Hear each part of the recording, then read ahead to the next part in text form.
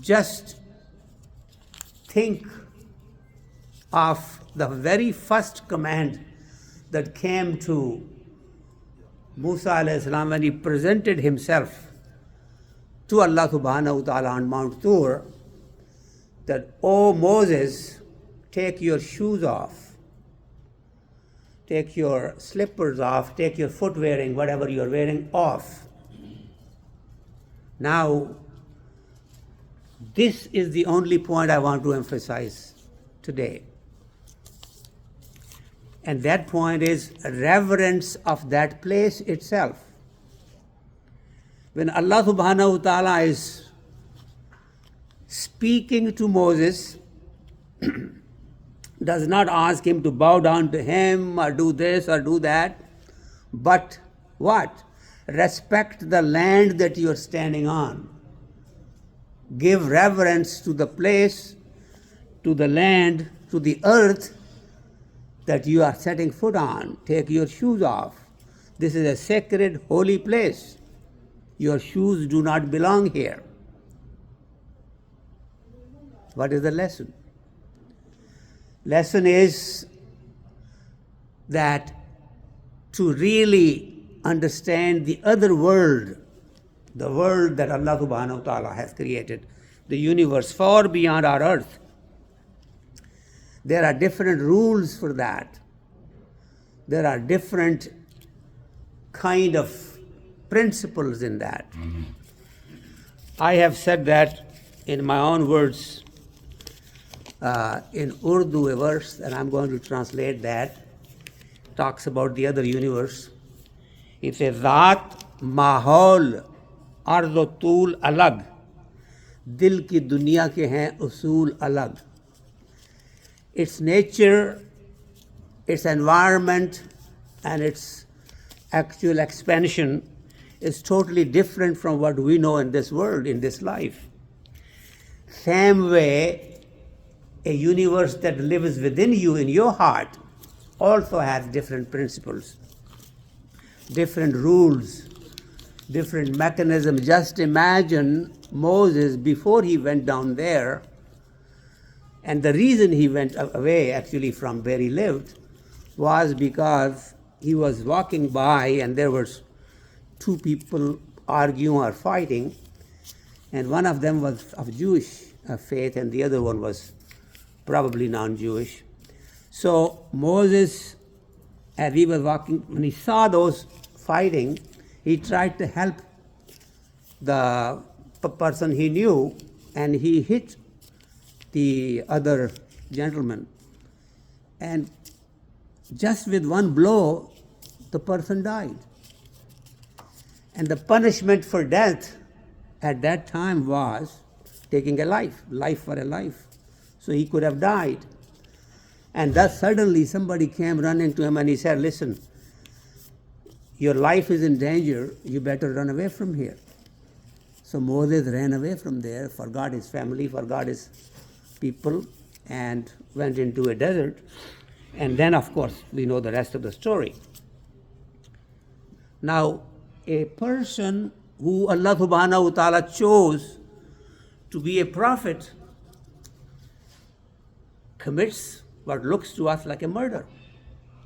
You would think ordinarily, when we are thinking in this universe, in this world, that was really something that demanded punishment. He should not have run away. He should have faced the justice. And yet Allah subhanahu wa ta'ala took him because he had better things to do. He had other plans in mind. Allah subhanahu wa ta'ala had something else in his mind for Musa alayhi salam. So if we start to analyze that event and try to make our own conclusions, obviously we will be wrong. The point I am making here is basically understand that we as humans, we have certain capabilities to make us able to survive on this earth in this brief life that we have, whether we have it 100 years, a little less or more. That is the equipment we have to survive in this world. But this world is nothing. minuscule compared to the actual life that we have from the beginning when our souls were created to the time when we'll go back to meet Allah subhanahu wa ta'ala, we'll have the day of judgment, and then afterwards be treated the way we are supposed to be treated based upon our activities and our actions in this world. So always we have to be mindful of being careful as to how and what we say about things that we know very little about. Verses from Al-Quran, each verse has so many different meanings, so profound meanings, so much depth into it, so many secrets into it, that we can have 1,000 lifetimes and still probably not be able to say that we understand Al-Quran fully. So how do we handle that? By basically saying, Allah subhanahu wa ta'ala knows best. This verse that from Al-Quran that I'm reciting, the way I understand it, this is what it means, and may have much more meanings than that, and Allah subhanahu wa ta'ala knows best. Always recognize that there is someone out there who knows more than you, and then another one that knows more than that person. And Allah subhanahu wa ta'ala has all that knowledge. Now, coming back to the reverence of place, reverence, respect of where you are, what you do. You see that you pray at home, you get certain rewards.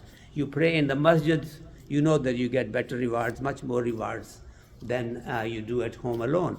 And then the same prayer, the same words you utter from your mouth, and you do that on Al-Kaaba, the reward is far greater. Why? Because of the reverence of the place where you are, because reverence of the gathering that you are with. All of that is something you cannot measure. And Allah subhanahu wa ta'ala has all knowledge about that. And He has that kind of merciful nature that Allah subhanahu wa ta'ala is actually looking for those who make an intention to come closer to Him. Let me close it by saying that we have this universe that we see with these eyes, and we have a universe that we are supposed to see with the eyes of our heart. Eyes of our heart have to be opened up. And to open those eyes, you really have to make that intention and try to connect to your Creator. Once you do that and you make that intention, and if you are sincere, and if Allah subhanahu wa ta'ala has been more or less choosing you for that particular purpose, then He will come closer to you and you will get closer to Him. Then you will start realizing that more you really know, more you realize that you don't know much. And then start to learn more and more and get closer to Him. A time then comes when Allah subhanahu wa ta'ala chooses you to serve His creation. Then He selects you to do what He has to do with somebody. If somebody out there 3 blocks down is really well dressed and all that, and yet has not had anything to eat for 3 days, He may put that in your heart to go walk by and just, be nice to that person and say, listen, I was looking for somebody, can I just, and give him an envelope, and that person will receive it. You may not know his name or her name, and yet Allah subhanahu wa ta'ala has done what needed to be done, and this really came to you because you got something and you wanted to thank Allah subhanahu wa ta'ala for the grandchild you had or some other good news that came to you. But He puts that in your heart and you do it not even realizing that you are now becoming hands and feet of Allah subhanahu wa ta'ala. May Allah subhanahu wa ta'ala give us the ability to understand ourselves, understand our nature, and understand that there is a reason why we are on this earth at this particular time, at this particular place. May Allah subhanahu wa ta'ala give us the ability to live up to our expectations, to live up to the message that we have in our hearts from Allah subhanahu wa ta'ala that must be delivered to humanity at large. Jazakumullahu khair. Assalamu alaikum.